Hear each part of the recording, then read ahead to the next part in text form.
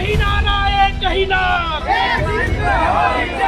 सती प्रथा का सवाल कठिन होगा या पानीपत का प्रथम युद्ध कठिन होगा। आयोग ये चीज नहीं तय करेगा कि ये परीक्षा एक शिफ्ट में आयोजन कराया जाए। भ्रम नहीं, ये निश्चित है कि परीक्षा 27 अक्टूबर। और जो सरकार की एसओपी है, गाइडलाइन है, एसएससी सीजीएल वगैरह या फिर और जो छोटे लेवल के एग्जाम्स होते हैं वहाँ पर नॉर्मलाइजेशन होता है। इसका सर मेरे पास जवाब ये है, आज के युवा ही कल के भविष्य है। शासन से क्या मांगे हैं या आयोग के सचिव से क्या मांगे हैं? यदि सरकार चाहे तो यूनिवर्सिटी आईआईटी कॉलेज को सेंटर बना दे, क्योंकि वो भी तो गवर्नमेंट के थ्रू ही चल रहे हैं। पिछले 18 से 19 महीने में आयोग जो है वो केवल हम लोगों को पीटी मोड में रखा है। आयोग का एकदम गेट तोड़ दो, घेराव कर दो। उसमें जो उनका एरिया है उसको बढ़ाया जाए।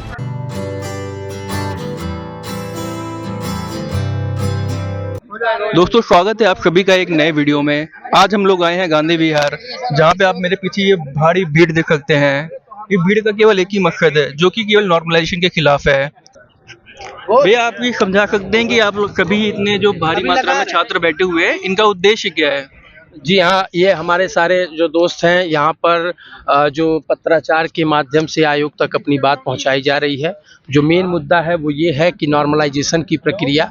नॉर्मलाइजेशन ये प्रक्रिया है कि जो हमारा एग्ज़ाम होगा यूपीपीसीएस का, वो इससे पहले सिर्फ एक दिन में और एक शिफ्ट में होता था। पहली बार ऐसा होगा कि ये एग्ज़ाम 2 दिन में होगा और 2 शिफ्ट में होगा, यानी आधा बच्चे पहले दिन देंगे, आधा बच्चे बाद में देंगे। ऐसे में पेपर बनाने की जो प्रक्रिया होगी, हो सकता है कि उसमें अनियमितता आ जाए। हो सकता है क्या, जब एक सिंगल पेपर बनता था तब 10-10 क्वेश्चन, 12 क्वेश्चन, 15 क्वेश्चन गलत आयोग द्वारा बनाया गया है। कई सारे जो है भूतपूर्व आप पेपर उठा करके देख लेंगे तो आपको समझ में आ जाएगा। कुल मिला करके इसी के विरुद्ध जो है हम लोग अपनी आवाज़ लगातार 10, 12, 15 दिनों से उठा रहे हैं। और आयोग से माननीय मुख्यमंत्री जी, पूर्व मुख्यमंत्री अखिलेश यादव जी, इन सभी लोगों को हम लोग पत्राचार और मेल के माध्यम से अपनी बात पहुंचा रहे हैं कि जो नॉर्मलाइजेशन की प्रक्रिया है वो ना हो और पेपर जो है सिर्फ और सिर्फ एक शिफ्ट में एक दिन में होना चाहिए। और ये जो बातें कही जा रही हैं कि फॉर्म जो है अधिकतम मात्रा में आ गए हैं जिसकी वजह से 2 शिफ्ट में पेपर किया जा रहा है, तो मैं आपको एक आंकड़ा बता देना चाहता हूं कि 2017, 18, 19, 20, 21, 22 कभी भी कोई भी परीक्षा आप उठा करके देख लीजिए, इससे ज़्यादा जो वर्तमान में अभी 5.7 लाख फॉर्म गिरे हुए हैं, इससे ज़्यादा फॉर्म उससे पहले गिरे हुए हैं। 7-7 लाख, 7.5 लाख के आसपास फॉर्म गिरे थे, तब जाकर के एक शिफ्ट में प्रक्रिया हुई थी। पूरी परीक्षा एक शिफ्ट में कराई गई थी, एक दिन में कराई गई थी। तो अब ये परीक्षा क्यों नहीं हो सकती है?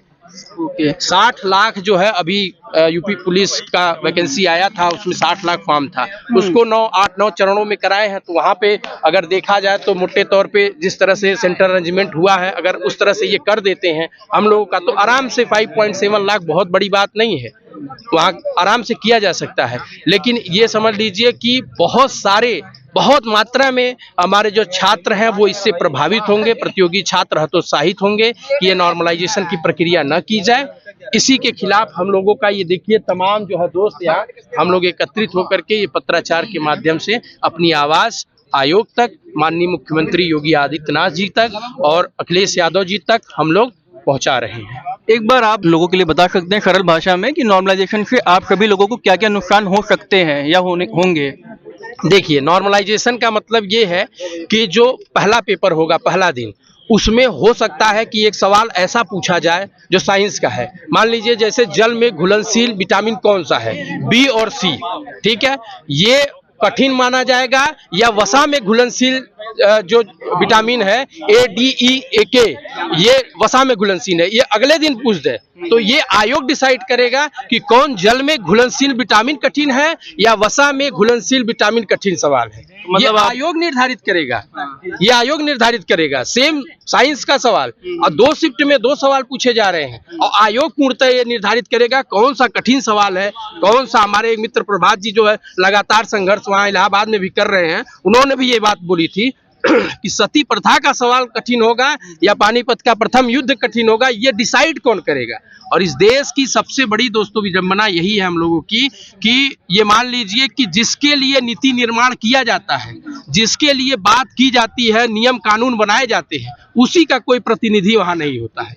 जब कोई भी आप निर्णय ले रहे हैं तो तमाम ऐसे हमारे प्रतियोगी छात्र हैं जो कल को अधिकारी बनेंगे, उसी पद पे आप भी बैठे हुए हैं, तो आप उनको बुला करके 4 लोगों से ये पूछ लीजिए कि इस प्रकार की प्रक्रिया हम अपनाने जा रहे हैं, क्या इसमें सही है और क्या इसमें गलत है।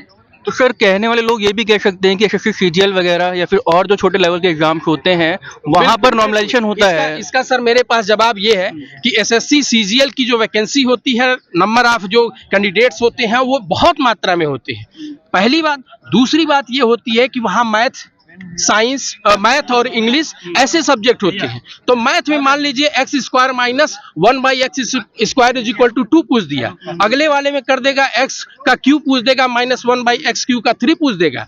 तो ये सवाल ये हो गया कि भाई x square minus 1/x square is equal to 2 पे भी लड़का प्रैक्टिस किया है और x cube minus 1/x is equal to cube is equal to 3 पे भी वो किया है, तीनों पे, दोनों पे किया हुआ है। तो वो दोनों सवाल ऐसा हो जाएगा कि चलो भाई ठीक है, सेम टू सेम लेवल पे पूछा जा रहा है, लेकिन हम लोग ह्यूमैनिटी बैकग्राउंड के सवाल पूछे जाते हैं। मैक्सिमम आपके हिस्ट्री से होते हैं, ज्योग्राफी से होते हैं, पॉलिटी से, कॉन्स्टिट्यूशन, जितना भी चीज सवाल पूछा जाता है वो होते हैं। उसमें आप कैसे डिसाइड करेंगे कि ये सवाल सही है, ये सवाल गलत है। तो सर बात तो वहां पर भी यही आती है ना कि वहां पर भी एक जो है एक अपर बॉडी है जो इस चीज का डिसीजन लेती है कि कौन सा क्वेश्चन टफ था, कौन सा। तो छात्र उसके विरोध में नहीं जा रहे हैं, पर आपके लोग क्वेश्चन कर सकते हैं कि आप लोग इसका विरोध क्यों कर रहे हैं। देखिए, विरोध ये है कि जो हमारा एग्जाम है वो उत्तर प्रदेश लोक सेवा आयोग द्वारा है। एक जो संवैधानिक पद होता है किसी राज्य में, उस संवैधानिक पद के लिए हम लड़े जा रहे हैं। एसएससी संवैधानिक पद है? आप बताइए, है संवैधानिक पद? जब हम संवैधानिक पद के लिए, हमारा राज्य का जो अधिकारी नियुक्त किया जा रहा है, संवैधानिक पद का अधिकारी नियुक्त किया जा रहा है, तो उसकी प्रक्रिया सभी लोगों की प्रक्रिया, रेलवे और जीडी की, इन सब की प्रक्रिया से नहीं होता है। राज्य स्तरीय परीक्षा में इस तरह की अनियमितता नहीं चलेगी। तो सर आयोग के द्वारा क्या ऐसा नॉर्मलाइजेशन प्रोसेस से पहले भी कभी लागू किया गया है? नहीं हुआ है, कभी भी नहीं हुआ है। आज पहली बार ये ऐसा होगा कि मल्टीपल शिफ्ट में एग्जाम होने जा रहा है, कभी भी ऐसा नहीं हुआ है। तो सर आप लोग जो ये पत्र है बेसिकली शायद ये पूर्व माननीय मुख्यमंत्री अखिलेश यादव जी को भी लिख रहे हैं, राइट जी। तो फिर क्या इसके पीछे मंशा क्या है? इसके पीछे मंशा ये है कि भाई देखिए, हम लोगों का कोई भी मुद्दा हो, देश का अगर मुद्दा है तो संसद में उठाया जाता है, राज्य का कोई मुद्दा है तो विधानसभा में उठाया जाता है। कोई भी मुद्दे, विधानसभा की जो बैठक होती है, हम लोग पढ़े लिखे हैं, बैठक होती है इस मुद्दे पे नहीं, इसके लिए नहीं होती कि आओ हम लोग बहुत दिन हो गया मिले नहीं है एक दूसरे से, आओ मिल लेते हैं और चाय पानी कर लेते हैं, कैंटीन का खाना नहीं खाए। इसके लिए होता है ना कि क्या क्या मुद्दे इस अभी हुए हैं, इन मुद्दों पे डिस्कशन किया जाए, क्या मुद्दा चल रहा है, कहाँ समस्याएं आ रही हैं, महिलाओं का, स्टूडेंट का, बेरोजगारी का, इन सब मुद्दे के लिए होता है ना। तो हमारा ये है कि जब नेता प्रतिपक्ष और नेता जो है, जो हमारे अपोजिशन पार्टी है, उनके पास भी जाएगा तो मुद्दा हमेशा अपोजिशन पार्टी ही उठाती है और सरकार को भी बोलेगी कि भाई देख लीजिए, इन बच्चों का, इनके भविष्य की बात है, इस पे आप थोड़ा कार्रवाई करिए। तो सर अगर मान लीजिए जैसे आप लोग ये कार्रवाई कर रहे हैं, अगर इसके बावजूद भी आप लोगों को कोई पॉजिटिव रिस्पांस सरकार की तरफ से देखने को नहीं मिलता है, तो उस सूरत में आप लोगों का आगे क्या प्लान है? ये है कि अभी तो देखिए, पहला प्रक्रिया यही है, पत्राचार के माध्यम से हम लोग पहुंचा रहे हैं। अगर नहीं होता है तो फिर आगे की रणनीति, जैसा कि हमारे सारे मित्र हैं वो मिलके बनाएंगे। माननीय अध्यक्ष जी जो लोक सेवा आयोग के हैं, फिर से उनका एक दल जाएगा और हम लोग हमेशा शांतिपूर्ण तरीके से ही अपनी मांग रखेंगे। कभी भी उग्र तरीके से या आयोग का एकदम गेट तोड़ दो, घेराव कर दो, ये सब काम हम लोग नहीं करेंगे। हम लोग सीधे जाएंगे आयोग से, फिर से वही आयोग में जा करके 10-12 जो छात्र प्रतियोगी हैं वो लोग जाएंगे, अपनी बात रखेंगे कि भाई ऐसे है, हमारी बात सुन लीजिए। और सर जैसे अभी एग्जाम 27 अक्टूबर को होने वाला था, लेकिन अभी तक इससे रिलेटेड कोई भी इंफॉर्मेशन जो ऑफिशियल नहीं की गई कि कैंसिल हो रहा है, और इस समय मार्केट में एक भ्रम फैला हुआ है कि शायद ये एग्जाम कैंसिल हो सकता है। तो इसको लेकर छात्रों में क्या देखने को मिल रहा है? भ्रम नहीं, ये निश्चित है कि परीक्षा 27 अक्टूबर को नहीं हो। तो अभी ऐसा कोई ऑफिशियल नहीं आया और 10 दिन ही रह गया है। इसी को कहते हैं मानसिक प्रताड़ना, इसी को कहते हैं मानसिक पीड़ा देना। आज हम लोग एकत्रित हुए हैं, अगर ये पता रहता कि भाई 27 को एग्जाम नहीं है, बहुत सारे बच्चे भ्रम में बैठ करके पढ़ाई कर रहे हैं। पिछले 18 से 19 महीने में आयोग जो है वो केवल हम लोगों को पीटी मोड में रखा है। पीटी मोड का मतलब आप प्रारंभिक परीक्षा की ऑब्जेक्टिव तैयारी करते रहिए। 8 पेपर होता है सब्जेक्टिव मेंस में, उस पे ध्यान ही नहीं जा पाता है। भाई 1 महीना बाद आपका फ्री है, फिर 1 महीना बाद जब 10 दिन बचेगा तो नोटिस निकाल देंगे, अपरिहार्य कारणों से परीक्षा स्थगित की जाती है। फिर वो अपरिहार्य कारण आगे जाएगा, फिर 3 महीना बाद जब 1 महीना बचेगा फिर वही अपरिहार्य शब्द आ जाएगा। तो इससे जो है हम लोग न केवल मानसिक रूप से बहुत प्रताड़ित होते हैं, बल्कि हमारी जो तैयारी है वो बाधित होती है। हमसे बोल दे कि भैया 1 जनवरी को 2027 में हम लेंगे एग्जाम, तो हम लोग मेंस पढ़ के अपना तो तैयार किए रहेंगे, 20 दिन 25 दिन पढ़ लेंगे वो अपना पीटी का। तो सर जैसे अभी तो एग्जाम केवल 10 दिन बाद ही है, अगर ऑफिशियली जाए तो अगर 10 दिन बाद ही है, अगर इस समय 27 तारीख को ही एग्जाम हो जाता है तब आप लोग क्या रिस्पॉन्स होगा? नहीं, कोई चांस ही नहीं है कि 27 तारीख को एग्जाम हो जाए। हाँ, क्योंकि हम लोग तैयारी कर रहे हैं शासन प्रशासन में जाने की, तो इतना समझ होती है कि कब क्या होने वाला है, इसकी समझ होती है हम लोगों को। तो कहीं इस प्रकार का कोई डाउट नहीं है कि 27 तारीख को परीक्षा होगी, निश्चिंत रहें।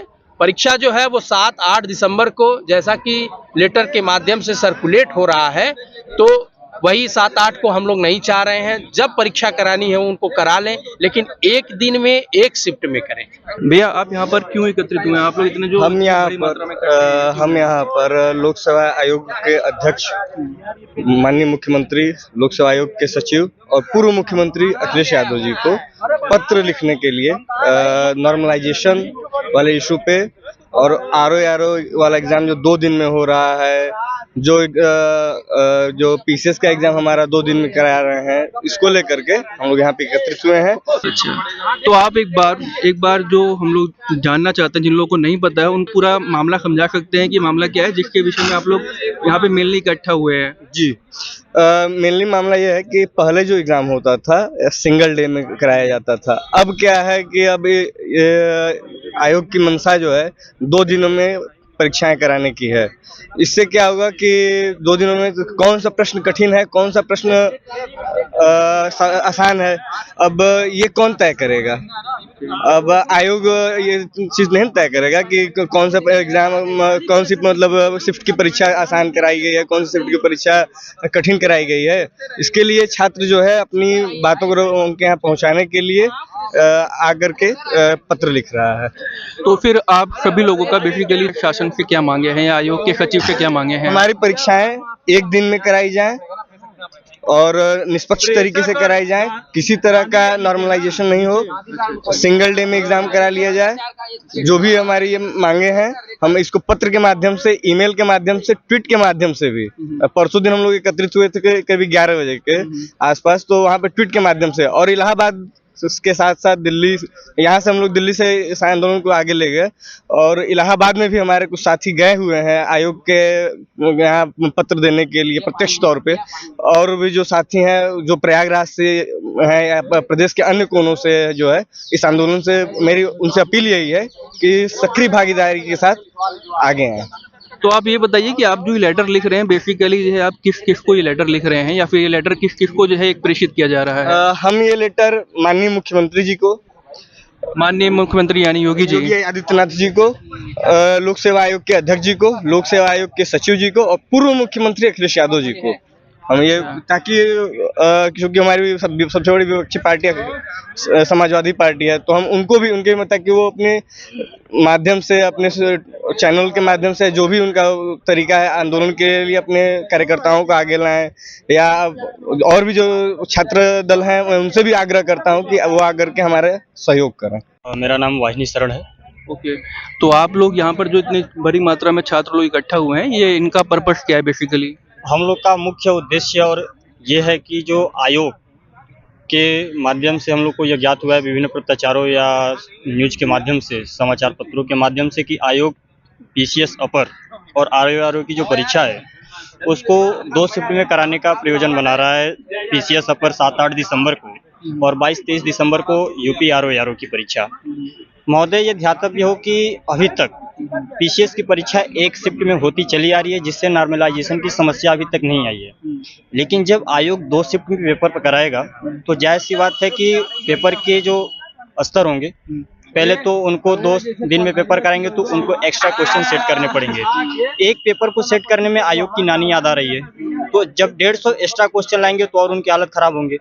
दूसरी बात ये कि जब 2 शिफ्ट में पेपर होगा तो उसके परिणाम को जारी करने के लिए, कट ऑफ को जारी करने के लिए उनको नॉर्मलाइजेशन करनी पड़ेगी। अब मान लीजिए हर बच्चे की जो तैयारी का लेवल है वो अलग है, तो जब पेपर अलग होगा तो नॉर्मलाइजेशन में जो उनको भी कठिनाई होगी जब उसका कट ऑफ जारी करने में, तो उसमें बच्चों का भी, छात्रों का भी नुकसान होगा। तो हम लोगों की मुख्य मांग यही है कि ये परीक्षा एक शिफ्ट में आयोजन कराया जाए और जो सरकार की एसओपी है, गाइडलाइन है, उसमें जो उनका एरिया है उसको बढ़ाया जाए ताकि उनको पर्याप्त मात्रा में गवर्नमेंट कॉलेज, जो सरकार का प्रावधान है परीक्षा रोकथाम अनुचित साधन अधिनियम के तहत, उसमें उनको पर्याप्त सेंटर भी मिल जाएंगे जब अपने एसओपी को बढ़ाएंगे तो हम लोग की मुख्य मांग यही है। तो आप लोगों का क्या मानना है कि गवर्नमेंट इस समय नॉर्मलाइजेशन के पक्ष में क्यों जा रही है? चूंकि गवर्नमेंट का ये मानना है कि वो चूंकि परीक्षा को निष्पक्षतापूर्ण और पारदर्शितापूर्ण कराना चाह रही है।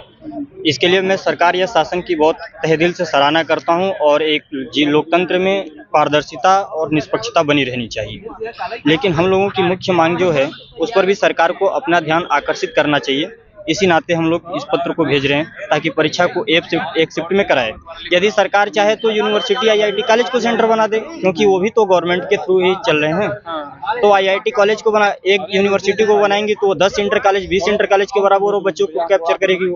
आज के युवा ही कल के भविष्य हैं और मान रहे हैं कि आज वर्तमान में हमारा युवा विश्व में सर्वाधिक हमारे देश में निवास कर रहा है। तो युवाओं के ऊपर जो भविष्य का संकट ये देखा जा रहा है, तो उसको सब लोगों को मिलकर के समाधान करना चाहिए।